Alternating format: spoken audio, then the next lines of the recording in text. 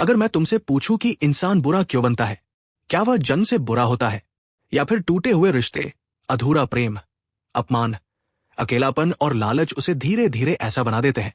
और अगर एक पिता अपनी ही इच्छाओं का गुलाम बन जाए तो उसके बच्चों का क्या होता है? क्या वे भी उसी अंधेरे में डूब जाते हैं या उनमें से कोई उस अंधेरे को तोड़कर रोशनी तक पहुंच पाता है? फायोडर डॉस्टोएव्स्की की द ब्रदर्स करमाजोव सिर्फ एक उपन्यास नहीं है, ये मानव मन की सबसे गहरी सर्जरी है। ये किताब हत्या की कहानी लगती है, लेकिन असल में ये पिता और पुत्रों के बीच चल रहे उस अदृश्य युद्ध की कहानी है जो लगभग हर परिवार में किसी न किसी रूप में मौजूद होता है। और इस वीडियो में मैं सिर्फ कहानी नहीं सुनाऊंगा, मैं तुम्हें दिखाऊंगा कि डॉस्टोएव्स्की इंसान की मनोविज्ञान, समाज, धर्म, नैतिकता और आत्मा के बारे में क्या कहना चाहते थे। क्योंकि इस किताब का असली खलनायक कोई व्यक्ति नहीं, बल्कि इंसान के अंदर छिपा हुआ अराजक मन है। कहानी शुरू होती है एक आदमी से, फायोडर पवलोविच करमाजोव। अगर तुम्हें लगता है कि किसी कहानी का विलेन हमेशा ताकतवर, खतरनाक और प्रभावशाली होता है, तो डॉस्टोएव्स्की तुम्हारी ये धारणा तोड़ देते हैं। फायोडर कोई महान व्यक्ति नहीं है, वह कोई योद्धा नहीं, कोई राजा नहीं, कोई दार्शनिक नहीं। वह एक स्वार्थी, शराबी, वासनाओं का गुलाम और नैतिक रूप से खोखला आदमी है। लेकिन यहीं पर डॉस्टोएव्स्की पहली मनोवैज्ञानिक बात बताते हैं। बुराई हमेशा राक्षस के रूप में नहीं आती। कई बार बुराई एक ऐसे इंसान के रूप में आती है जो सिर्फ अपनी इच्छाओं के लिए जीता है, जो हर रिश्ते को उपयोग की वस्तु समझता है, जो दुनिया से सिर्फ लेना जानता है, देना नहीं। फायोडर की पहली शादी होती है एडेलाइडा नाम की एक बुद्धिमान और मजबूत महिला से। बाहर से देखने पर यह शादी अजीब लगती है। एक समझदार महिला एक निकृष्ट आदमी से प्यार कैसे कर सकती है? लेकिन डॉस्टोएव्स्की यहां एक बहुत गहरा सच बताते हैं। कई बार लोग किसी इंसान से प्यार नहीं करते, वे अपने दिमाग में बनाई हुई उसकी कल्पना से प्यार करते हैं। एडेलाइडा ने भी यही गलती की। उसे लगा कि वह किसी विद्रोही, स्वतंत्र और असाधारण व्यक्ति के साथ जीवन शुरू कर रही है। लेकिन शादी के बाद उसे सच्चाई दिखाई दी, और सच्चाई अक्सर कल्पना से ज्यादा क्रूर होती है। यहां एक बात नोट करना, जब प्रेम खत्म होता है तो हमेशा नफरत पैदा नहीं होती। कई बार उससे भी खतरनाक चीज पैदा होती है, तिरस्कार। एडेलाइडा अपने पति से नफरत नहीं करने लगी, वह उसका सम्मान खो बैठी। और किसी भी रिश्ते की असली मौत उसी दिन हो जाती है जब सम्मान मर जाता है। जल्द ही उनका घर युद्ध का मैदान बन गया। झगड़े, अपमान, स्वार्थ और भावनात्मक विनाश। आखिरकार एडेलाइडा अपने छोटे बेटे दमित्री को छोड़कर घर से भाग जाती है। अब सोचो, एक 3 साल का बच्चा जिसे समझ भी नहीं कि क्या हो रहा है, उसकी मां चली गई, उसका पिता उसे भूल गया और दुनिया अपने काम में व्यस्त रही। यही डॉस्टोएव्स्की दूसरा बड़ा प्रश्न पूछते हैं, क्या बच्चे अपने माता पिता के पापों की कीमत चुकाते हैं? क्योंकि दमित्री के साथ यही होने वाला था। उसे किसी ने जानबूझकर नुकसान नहीं पहुंचाया, उससे भी भयानक चीज हुई, उसे नजरअंदाज कर दिया गया। और मनोविज्ञान कहता है, कई बार उपेक्षा हिंसा से भी गहरा घाव छोड़ती है। जिस बच्चे को यह महसूस हो जाए कि वो महत्वपूर्ण नहीं है, वह पूरी जिंदगी अपनी कीमत साबित करने में लगा रहता है। लेकिन कहानी अभी शुरू हुई है, क्योंकि ये सिर्फ दमित्री की कहानी नहीं, ये 3 भाइयों की कहानी है, 3 अलग अलग रास्तों की, 3 अलग अलग मनोवैज्ञानिक शक्तियों की। और आने वाले समय में यही 3 भाई मानव प्रकृति के 3 चेहरों का प्रतिनिधित्व करेंगे। एक होगा जुनून, एक होगा बुद्धि और एक होगा करुणा। लेकिन उससे पहले हमें उस जहरीली जड़ को समझना होगा जिससे ये पूरा परिवार पैदा हुआ। और विश्वास करो, उस जड़ का नाम सिर्फ फायोडर करमाजोव नहीं है, उस जड़ का नाम है बिना जिम्मेदारी की आजादी। हमने देखा कि फायोडर करमाजोव कैसा आदमी था, एक ऐसा पिता जो अपनी इच्छाओं का गुलाम था, एक ऐसा इंसान जिसके लिए रिश्ते जिम्मेदारी नहीं, मनोरंजन थे। उसकी पहली पत्नी चली गई, उसका बेटा दमित्री लगभग अनाथ की तरह बड़ा होने लगा। लेकिन कहानी यही नहीं रुकती, क्योंकि डॉस्टोएव्स्की अब हमें एक बहुत खतरनाक सवाल की तरफ ले जाते हैं। क्या एक टूटा हुआ इंसान कभी किसी और की जिंदगी बना सकता है, या वह सिर्फ अपने टूटेपन को अगली पीढ़ी तक पहुंचाता है? पहली शादी की असफलता के कुछ समय बाद फायोडर दूसरी शादी करता है, इस बार एक बहुत ही मासूम, शांत और कमजोर लड़की से।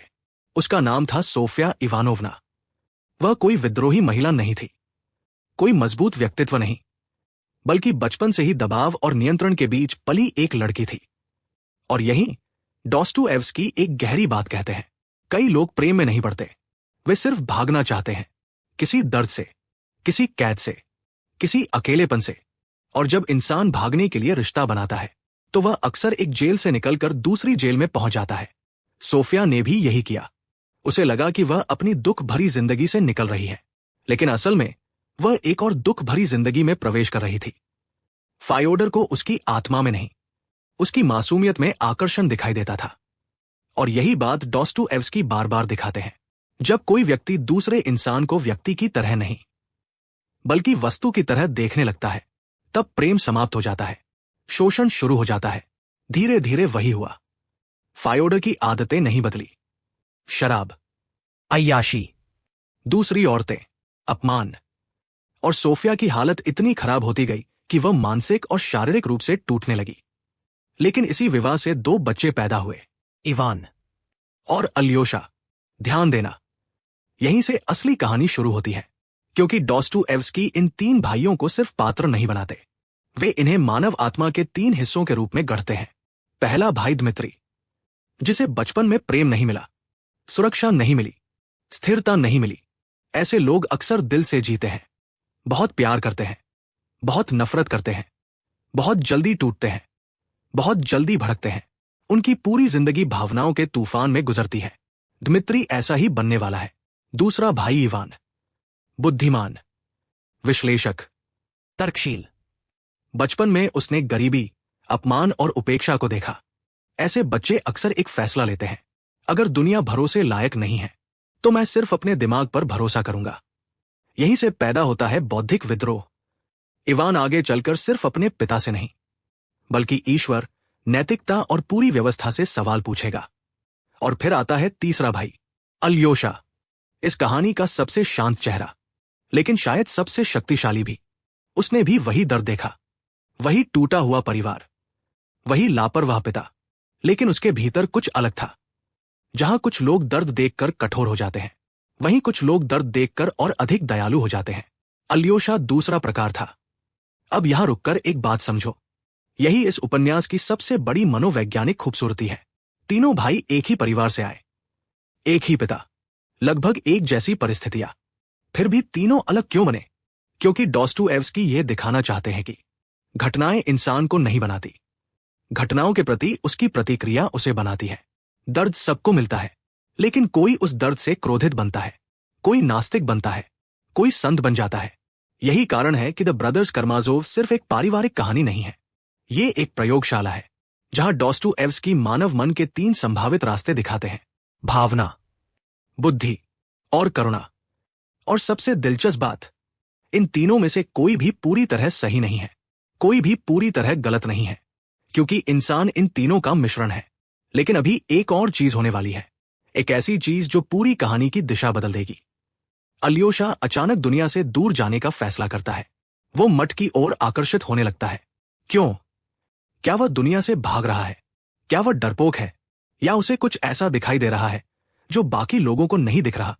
अगर कोई तुमसे कहे कि दुनिया दुख से भरी हुई है, लोग स्वार्थी हैं, रिश्ते टूट जाते हैं, अच्छे लोगों के साथ भी बुरा होता है, तो शायद तुम उससे सहमत हो जाओ। लेकिन अगर वही व्यक्ति तुमसे पूछे, फिर भी प्रेम क्यों करना चाहिए, तो शायद जवाब देना मुश्किल हो जाएगा। यही सवाल डॉस्टोएव्स्की इस हिस्से में पूछते हैं, और इस सवाल का उत्तर खोजने के लिए वे हमें अल्योशा के साथ एक मठ के भीतर ले जाते हैं। अल्योशा बाकी लोगों से अलग था। उसकी अच्छाई कोई नैतिक प्रदर्शन नहीं थी। वह लोगों को सुधारने नहीं निकलता, उन्हें जज नहीं करता, उनकी गलतियों की सूची नहीं बनाता। वह सिर्फ लोगों को समझने की कोशिश करता है।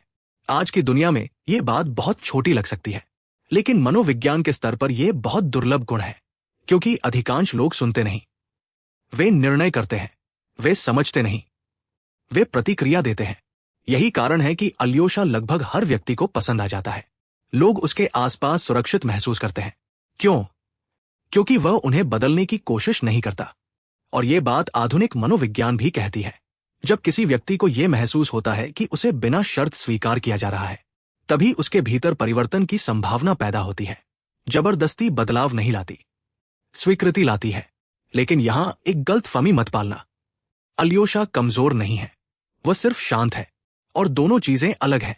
समाज अक्सर शांत लोगों को कमजोर समझता है, लेकिन डॉस्टोएव्स्की दिखाते हैं कि कई बार सबसे बड़ी शक्ति प्रतिक्रिया न देने में होती है।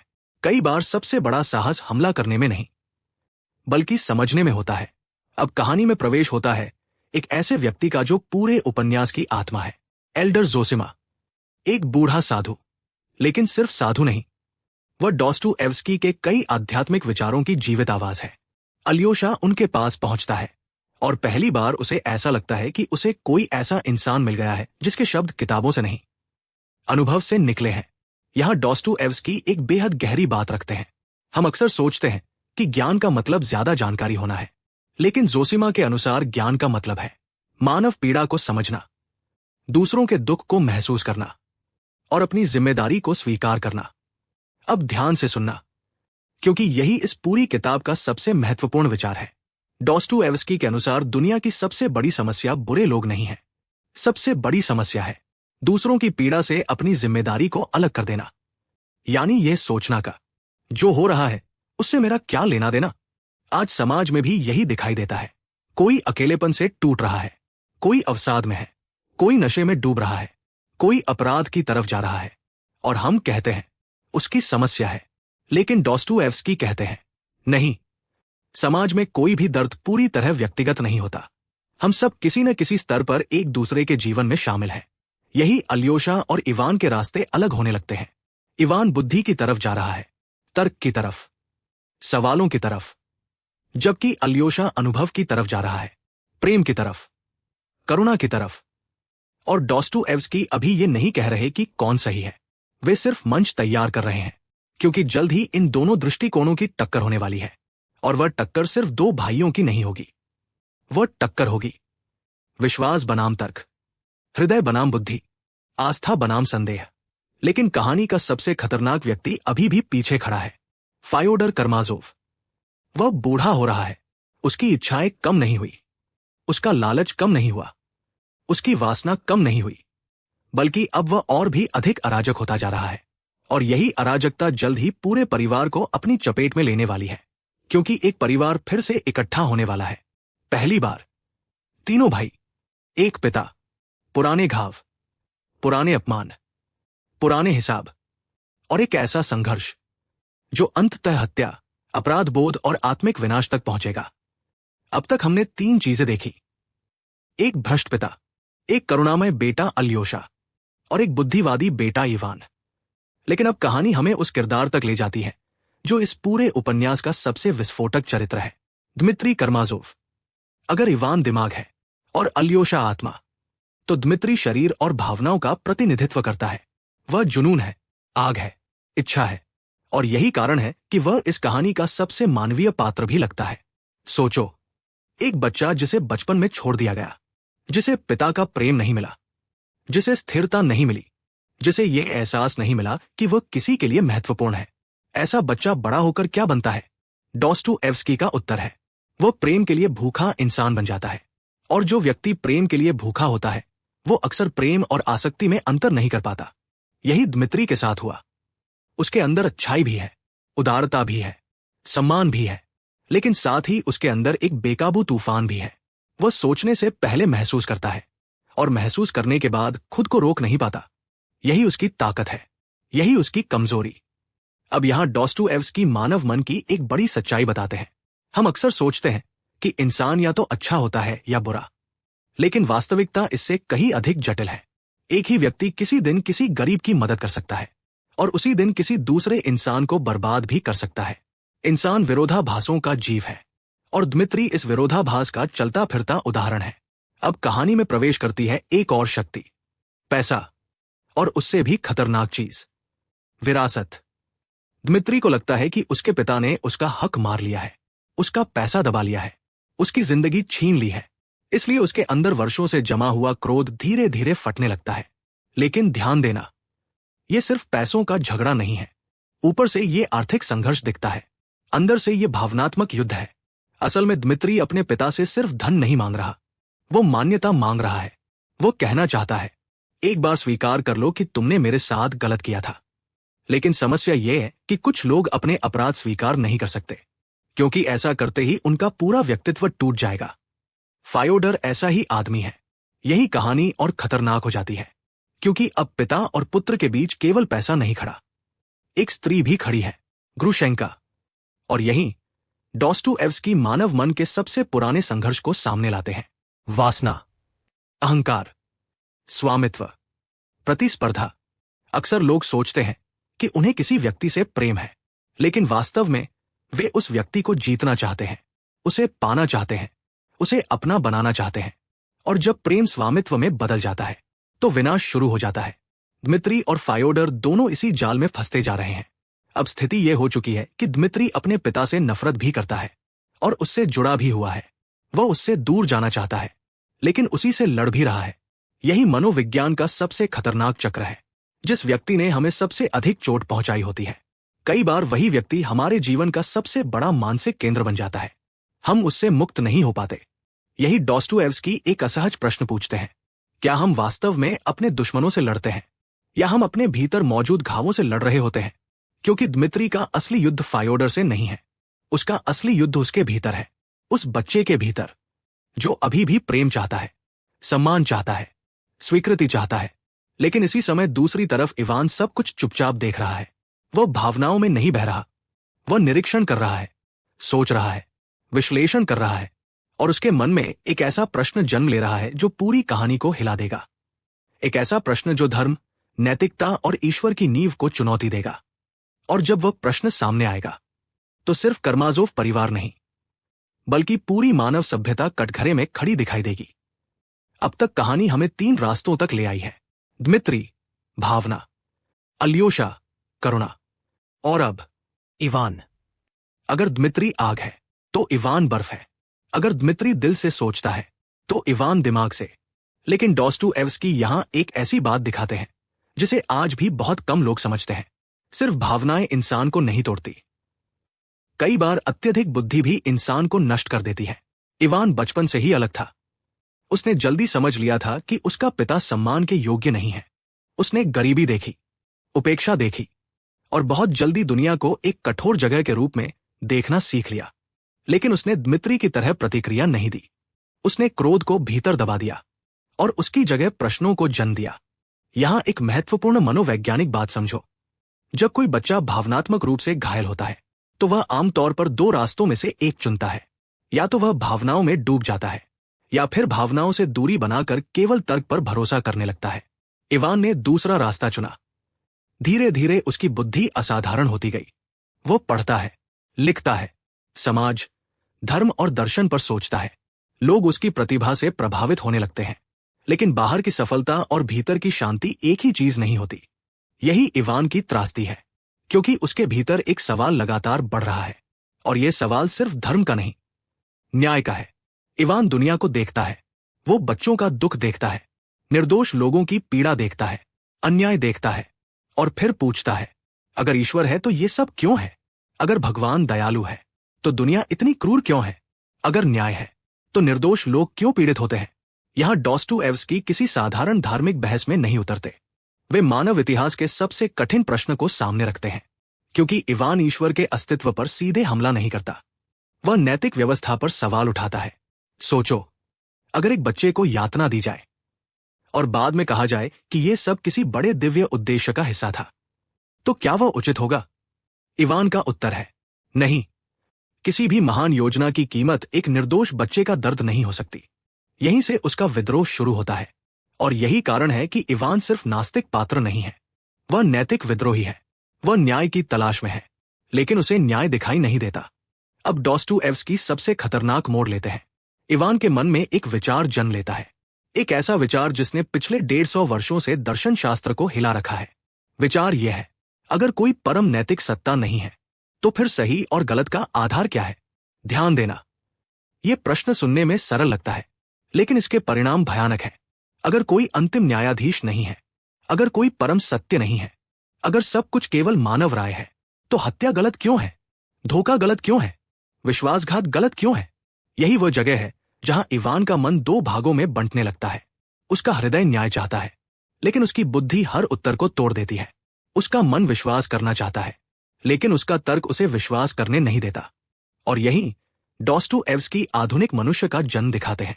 वह व्यक्ति जो शिक्षित है, तर्कशील है, बुद्धिमान है, लेकिन भीतर से टूटा हुआ है, क्योंकि उसने पुराने विश्वास खो दिए हैं और नए अर्थ अभी मिले नहीं हैं। आज का समाज भी काफी हद तक इवान जैसा है। हमारे पास जानकारी पहले से ज्यादा है, ज्ञान पहले से ज्यादा है, तकनीक पहले से ज्यादा है, लेकिन अर्थ, उद्देश्य, आत्मिक शांति वो कम होती जा रही है। इसीलिए इवान सिर्फ एक पात्र नहीं, वह आधुनिक सभ्यता का प्रतीक है। लेकिन डॉस्टोएव्स्की यही नहीं रुकते। वे एक और भयावह बात दिखाते हैं। विचार सिर्फ विचार नहीं रहते, वे कर्म बन जाते हैं। और जब कोई खतरनाक विचार गलत व्यक्ति के हाथ में पहुंचता है तो उसके परिणाम विनाशकारी हो सकते हैं। इसी समय कर्माजोव परिवार के भीतर तनाव चरम पर पहुंच रहा है। दमित्री अपने पिता से टकराव के रास्ते पर है। फायोडर अपनी वासनाओं और लालच में डूबा हुआ है। अल्योशा सबको बचाने की कोशिश कर रहा है और इवान चुपचाप सोच रहा है। फिर एक रात सब कुछ बदल जाता है। एक हत्या होती है, पूरा परिवार बिखर जाता है। सवाल उठता है, हत्यारा कौन है? लेकिन डॉस्टोएव्स्की का असली सवाल कुछ और है। क्या हत्या सिर्फ हाथ करते हैं या विचार भी हत्या करते हैं? अब हम कहानी के उस मोड़ पर पहुंच चुके हैं जहां अधिकांश लोग सिर्फ रहस्य देखते हैं। एक हत्या, एक आरोपी, एक मुकदमा, एक फैसला। लेकिन अगर तुमने इस उपन्यास को सिर्फ एक हत्या की कहानी समझा तो तुमने शायद डॉस्टोएव्स्की की सबसे बड़ी बात मिस कर दी। क्योंकि यह उपन्यास किसने हत्या की के बारे में नहीं है, ये हत्या पैदा कैसे होती है के बारे में है। एक रात फायोडर कर्माजोव मारा जाता है और पूरे शहर की उंगली तुरंत दमित्री की तरफ उठती है। क्यों? क्योंकि उसके पास कारण था। उसने कई बार गुस्से में धमकियां दी थी। वह अपने पिता से नफरत करता था। पैसे को लेकर लड़ाई थी, ग्रुशेंका को लेकर संघर्ष था, और सबसे महत्वपूर्ण बात, उसका स्वभाव ही विस्फोटक था। यही डॉस्टोएव्स्की पहली बार समाज का मनोविज्ञान दिखाते हैं। समाज अक्सर सच नहीं खोजता, समाज सबसे सुविधाजनक कहानी खोजता है, और दमित्री सबसे सुविधाजनक कहानी था। गुस्सैल आदमी, हिंसक आदमी, बागी आदमी, तो सबने मान लिया हत्यारा वही होगा। लेकिन डॉस्टोएव्स्की पूछते हैं, क्या जो व्यक्ति सबसे ज्यादा चिल्लाता है वही सबसे खतरनाक होता है, या कभी कभी असली खतरा वहां छिपा होता है जहां कोई देख नहीं रहा? यही कहानी हमें स्मेर्द्याकोव तक ले जाती है। वह आदमी जिसे लगभग किसी ने गंभीरता से नहीं लिया, जिसे समाज ने हमेशा नीचे समझा, जिसकी पहचान ही अपमान से बनी। लेकिन डॉस्टोएव्स्की बार बार दिखाते हैं कि जिन लोगों को हम महत्वहीन समझते हैं उनके भीतर भी तूफान पल रहे होते हैं। और यही उपन्यास का सबसे भयावह मनोवैज्ञानिक सत्य सामने आता है। स्मेर्द्याकोव सिर्फ परिस्थितियों से प्रभावित नहीं था, वह विचारों से भी प्रभावित था, विशेष रूप से इवान के विचारों से। याद करो, इवान बार बार एक प्रश्न पूछ रहा था, अगर ईश्वर नहीं है तो नैतिकता का आधार क्या है? अगर कोई अंतिम न्याय नहीं है तो क्या वास्तव में सब कुछ अनुमत है? इवान के लिए यह एक दार्शनिक प्रश्न था, एक बौद्धिक संघर्ष। लेकिन स्मेर्द्याकोव के लिए यह एक अनुमति बन गया। यही डॉस्टोएव्स्की का सबसे खतरनाक संदेश छिपा है। हर विचार सिर्फ विचार नहीं रहता, कोई दूसरा व्यक्ति उसे कर्म में बदल सकता है। और अब पहली बार इवान को एहसास होता है कि वह पूरी तरह निर्दोष नहीं है। उसने किसी को नहीं मारा, उसने हथियार नहीं उठाया, लेकिन क्या उसके विचारों ने उस अपराध के लिए जमीन तैयार की? यहीं से इवान का वास्तविक पतन शुरू होता है। उसका युद्ध अदालत में नहीं, उसके अपने मन के भीतर शुरू होता है। अपराध बोध, संदेह, टूटी हुई तर्क शक्ति, और धीरे धीरे वास्तविकता से उसका संबंध कमजोर होने लगता है। अब एक क्षण के लिए रुककर सोचो, डॉस्टोएव्स्की क्या दिखा रहे हैं? दमित्री ने हत्या नहीं की, लेकिन वह हिंसा से भरा हुआ था। इवान ने हत्या नहीं की, लेकिन उसके विचारों ने रास्ता खोला।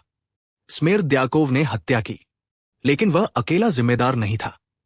और फायोडर, उसने वर्षों तक ऐसा जीवन जिया जिसने इस पूरे विनाश की नींव रखी। यानी इस कहानी में अपराध एक व्यक्ति का नहीं है, ये पूरे परिवार की टूटी हुई संरचना का परिणाम है। यही कारण है कि डॉस्टोएव्स्की बार बार जिम्मेदारी की बात करते हैं। उनके अनुसार इंसान केवल अपने कर्मों के लिए नहीं, बल्कि उस वातावरण के लिए भी आंशिक रूप से जिम्मेदार है जिसे वह बनाता है। और अब आता है अल्योशा, पूरे उपन्यास का सबसे शांत पात्र। जब बाकी लोग टूट रहे हैं, वह लोगों को जोड़ने की कोशिश करता है। जब बाकी लोग दोषी खोज रहे हैं, वो मानवता खोज रहा है। जब बाकी लोग न्याय की भाषा बोल रहे हैं, वह करुणा की भाषा बोल रहा है। यहां बहुत लोग गलती करते हैं। वे सोचते हैं कि डॉस्टोएव्स्की का संदेश सिर्फ धर्म है, लेकिन नहीं, उनका संदेश उससे कहीं गहरा है। उनका संदेश है, मनुष्य को केवल कानून नहीं बचा सकता, केवल बुद्धि भी नहीं बचा सकती, केवल इच्छा भी नहीं बचा सकती। इंसान को बचाने वाली चीज है सचेत जिम्मेदारी और प्रेम। यही कारण है कि तीनों भाई वास्तव में हमारे भीतर रहते हैं। दमित्री हमारी इच्छाएं, इवान हमारी बुद्धि, अल्योशा हमारी करुणा। और पूरी जिंदगी इन तीनों के बीच संतुलन बनाने का नाम है। अगर केवल दमित्री होगा तो हम जुनून के गुलाम बन जाएंगे। अगर केवल इवान होगा तो हम अर्थहीनता में खो जाएंगे। अगर केवल अल्योशा होगा तो हम वास्तविक दुनिया की कठोरता को समझ नहीं पाएंगे। डॉस्टोएव्स्की का अंतिम संदेश किसी धर्म, किसी विचारधारा या किसी दर्शन की जीत नहीं है। उनका संदेश यह है कि इंसान के भीतर अंधेरा हमेशा रहेगा, लेकिन उसके भीतर प्रेम की संभावना भी हमेशा रहेगी। और सभ्यता इस बात पर निर्भर करती है कि हम अपने भीतर किसे शक्ति देते हैं। इसलिए द ब्रदर्स कर्माजोव हत्या की कहानी नहीं है, ये पिता और पुत्रों की कहानी भी नहीं है। ये मानव आत्मा का नक्शा है, एक ऐसा नक्शा जिसमें डॉस्टोएव्स्की हमें दिखाते हैं कि स्वार्थ कहाँ ले जाता है, तर्क कहाँ ले जाता है, प्रेम कहाँ ले जाता है, और अंततः इंसान को अपने भीतर किस रास्ते का चुनाव करना पड़ता है। क्योंकि इस उपन्यास का सबसे बड़ा प्रश्न ये नहीं है कि फायोडर कर्माजोव को किसने मारा। सबसे बड़ा प्रश्न यह है, हमारे भीतर मौजूद करामाजोव को कौन नियंत्रित करेगा? जुनून, बुद्धि या करुणा?